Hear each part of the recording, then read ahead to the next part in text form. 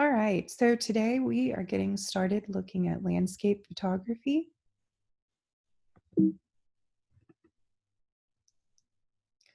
So on this first slide, we're looking at landscapes and talking about cameras. So from the photograph, that is a photograph by an artist named Lawrence McFarland.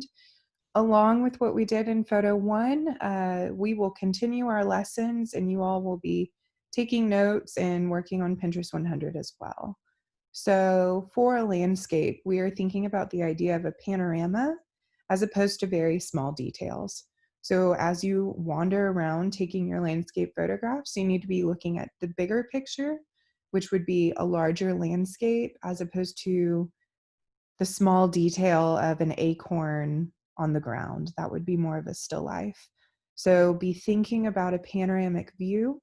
When we look at this photograph by McFarland, who visited us last semester, actually, well, in the fall semester, this is a picture he took. It's probably one of his most famous. And for those of you that don't know, Lawrence was my professor at the University of Texas. He taught me how to print in the darkroom. And so the reason I get to teach all of you is because of Lawrence. When we look at the photo, we have really great contrast. You've got these really deep, rich darks down here in the bottom, contrasting with these nice, bright whites. The other thing that you have to keep in mind as well is that nothing is over um, exposed. The exposure is really, really nice, right? We get all the detail we want in the hay that's blowing, and then we also get all of the detail in the clouds. So nothing is blown out, nothing's too bright. So he took this photo obviously on a stormy day or an overcast day with all of those clouds. You kind of get this feeling of rhythm though, right? You can imagine the wind blowing the grass when you're looking at it. You can imagine those clouds really low to the ground, moving quickly across the sky. This is a beautiful photograph. So be thinking about those larger panoramic views as opposed to the really small details. All right, so another way to think about the landscape is as a hero. So Ansel Adams was the leading photographer in creating a photograph that represented the landscape as a hero. And excuse me, Adams was known as being a conservationist and a campaigner for the national parks. So FDR, when he was president, basically what was happening is lots of people during the Great Depression were unable to find work. And in order to bring work to the people, they created the national park system. So when you travel across the United States and you see national parks, all of the things that you see in these parks, um, the fences that you see, the way that the land is kind of carved for humans to travel across it, uh, how you can get to a lake to fish, how you can travel up a mountain, all of the different hiking paths that you can take, those had to be created by somebody. And so they basically hired all of these people to come in that were looking for work and created a wonderful opportunity for them to create these national parks that we still love and get to explore today. Um, if you were living in New York, you wouldn't know what Rocky Mountain National Park looked like. There was no computer for you to just quickly Google it. And so Ansel Adams was hired basically to go and photograph these national parks. So if you were walking down the street on Fifth Avenue in New York, you could look at a poster and the poster would be this majestic scenery of all of these mountains. And it would basically encourage an American family to go travel to these places and see other parts of the United States that they hadn't seen before. So in that way of creating a photograph representing a beautiful landscape that people had probably never seen in their life.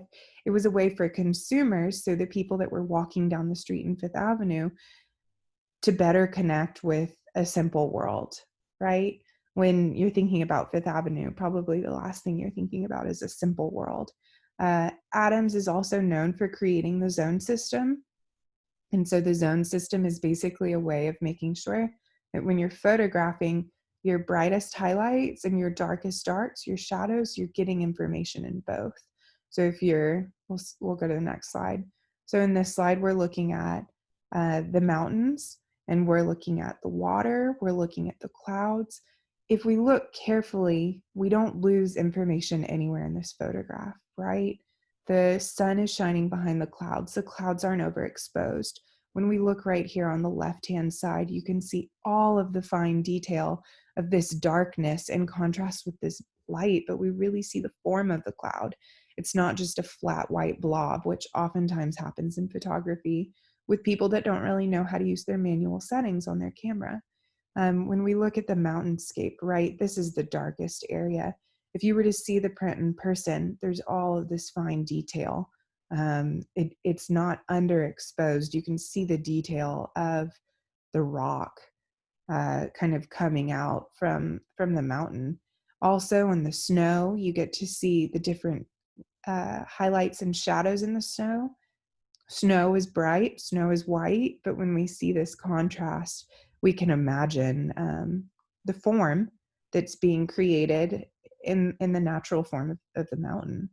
So the other thing that we can see here is just that the water has a perfect texture to it, right? It's not washed out from the sun. So keep in mind that when you're in the darkroom, there's a lot of burning and dodging that could happen. So in darkroom photography, if you burn something in, imagine like you go into the darkroom, or excuse me, you go out into the sun and you put your hand and you leave your hand out in the sun for 5 hours, you're going to burn your hand. So technically, um, if you think about it, your hand would not be getting a lighter shade, it would be becoming darker. And so when you're in the dark room, if you are burning something in, that means you're exposing it to more light is burning in, it would make something darker. So a good place where probably Adams had to think about burning information in would be in these clouds right here.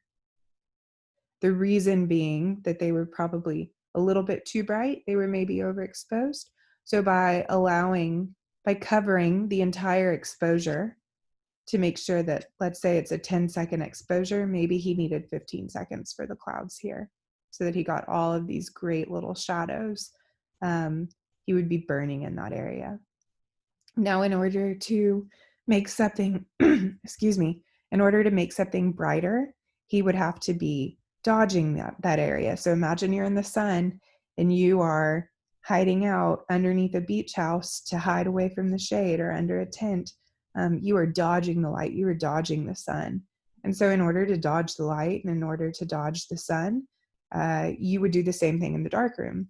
So if you're thinking about what would be something that Adams would try to dodge, it would probably be this mountain right here.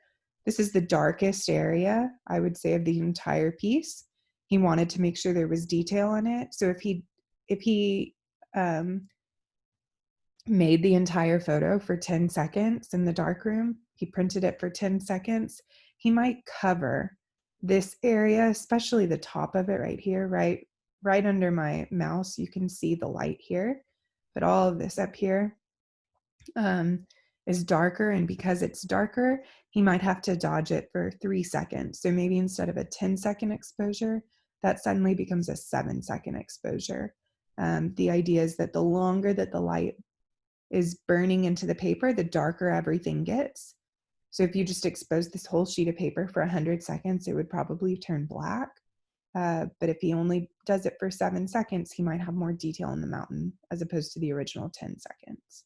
That will make more sense when we move into the dark room.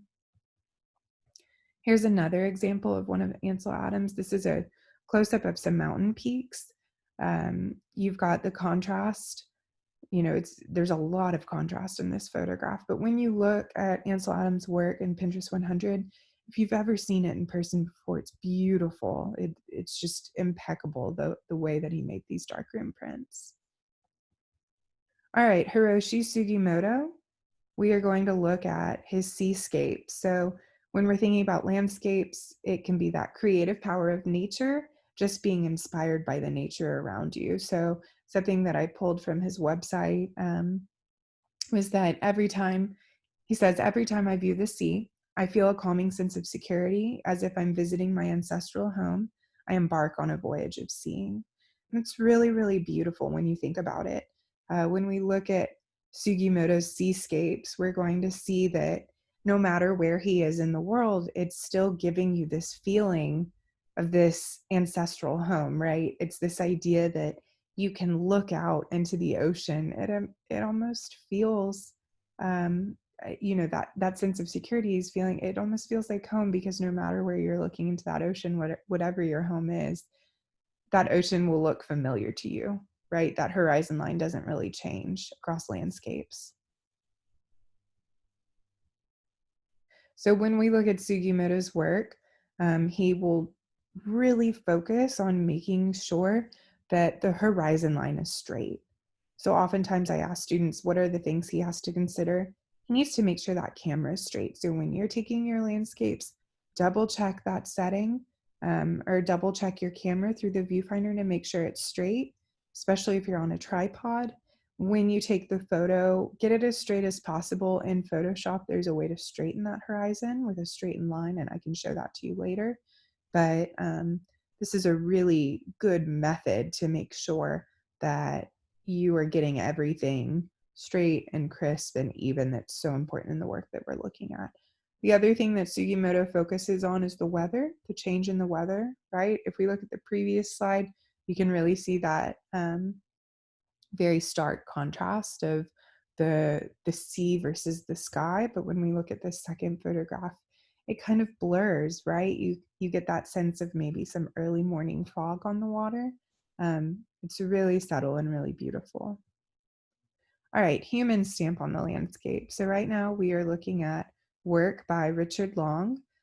Richard Long takes the natural landscape and he manipulates it.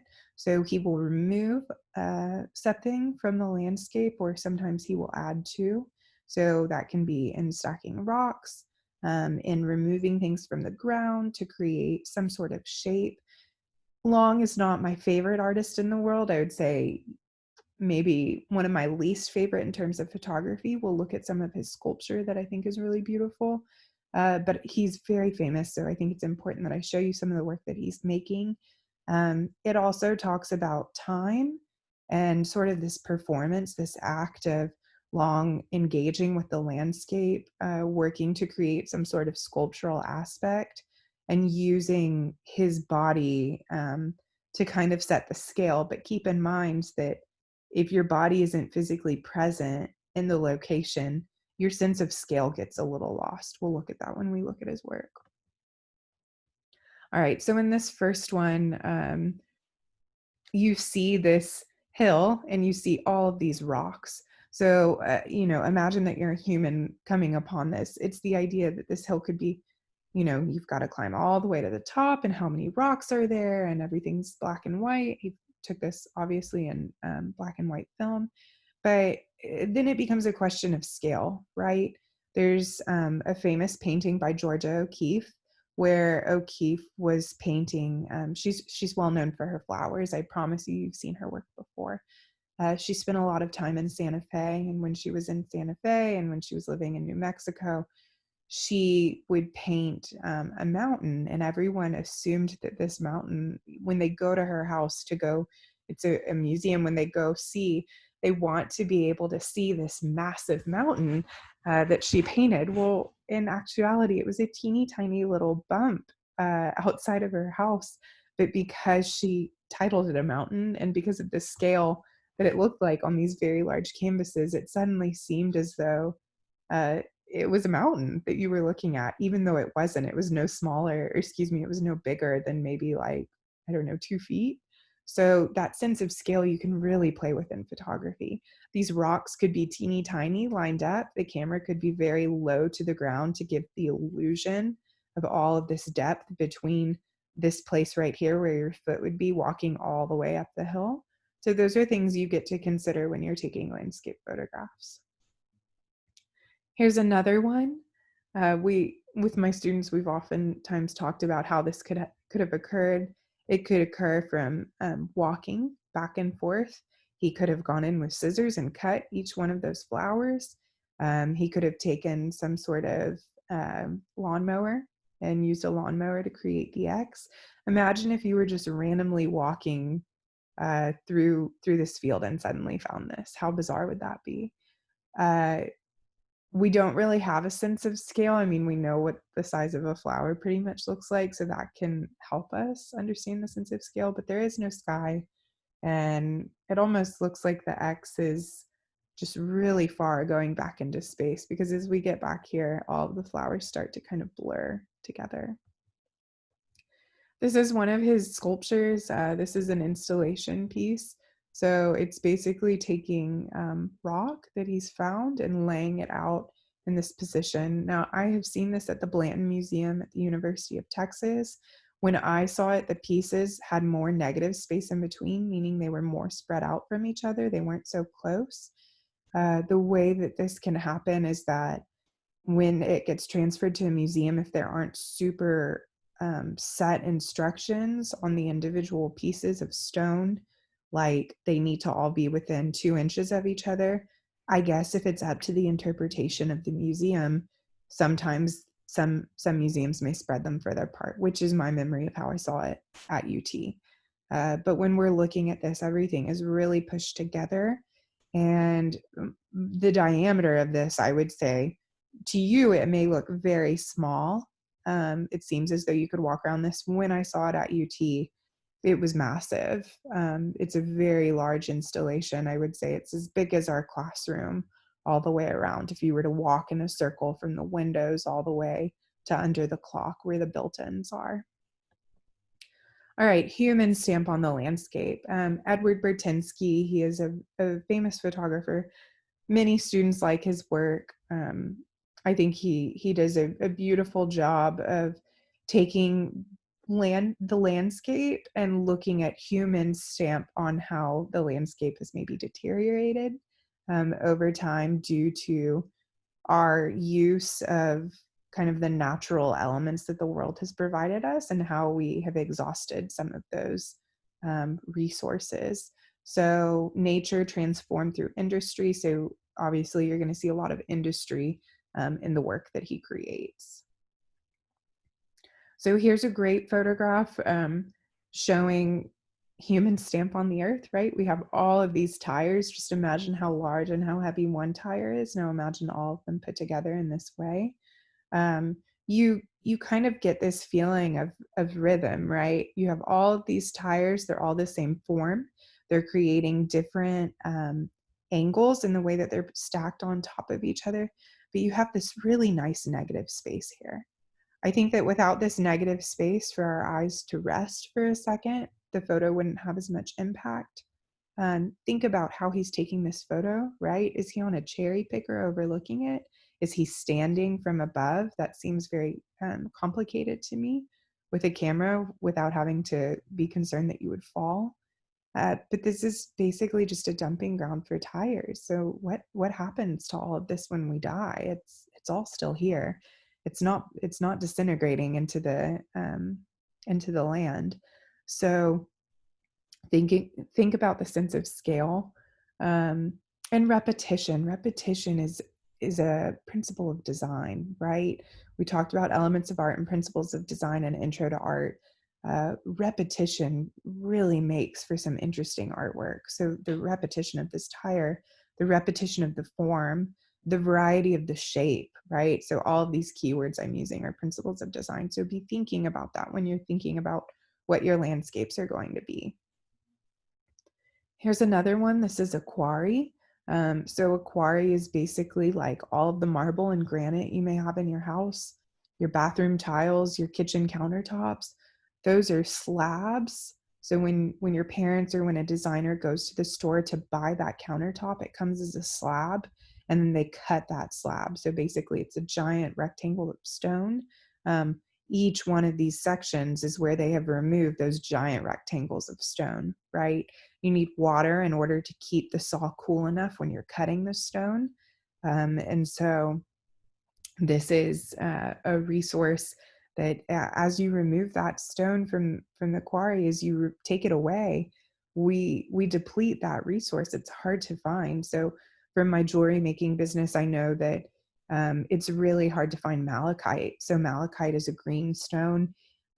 You can't really find natural occurring malachite anymore because it's been overmined. So you can't dig down and find it. At least they don't know where it is. But where they know it is, it's been removed. When we look at this, we have this nice kind of shift of color. We have the sense of scale, right? Can you imagine these trucks down here? How tiny they look, even though we know how large they are if we were standing in front of them. The repetition of these stairs going all the way up in this kind of neon orange plays a part in complementing this like turquoise blue color that we have down below. All right, so a scene that's probably something we've all seen before living here in Houston. You have all of these oil rigs. It's called, when two photographs are on display together, it's called a diptych. And so you can have a diptych, you can have a triptych. So the idea is that if you have two separate photographs, right, we have this split in the center, it does not mean that the two photographs have to perfectly align like this one. This looks like a continuation of the left side of the camera versus the right side of the camera. Basically what we see here, all of these oil rigs. So we have the repetition of that.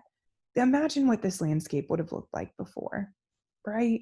Like, I mean, we've got a little bit of grass, so just imagine it kind of full of grass. Instead, it looks like this otherworldly kind of end of time, depressing place with all of the oil rigs. Oh, let me go back to the diptych. I'm sorry, I got a little off track. These two pieces would always travel together and they would most likely be framed in separate frames, but you would never see this left photograph without this right photograph. They always will be on display next to each other.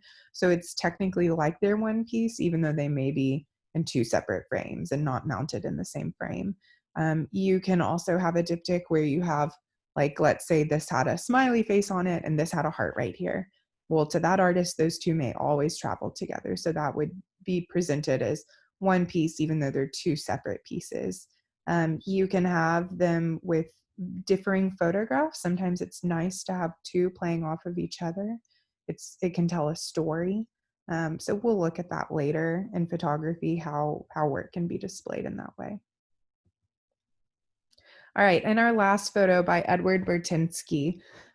This photograph is another kind of like a wasteland when we look at it. My understanding from reading about this is chemical runoff. This is not from a volcano. So you can imagine how terribly and negatively this has affected the landscape, right? It almost looks like the ground is burning. All back here we have some of the trees, but obviously they're gone from this area of the world. So that really vibrant contrast. Look at the detail that we get in this river of whatever this is. We have just all of this great texture, right? Nothing's overexposed.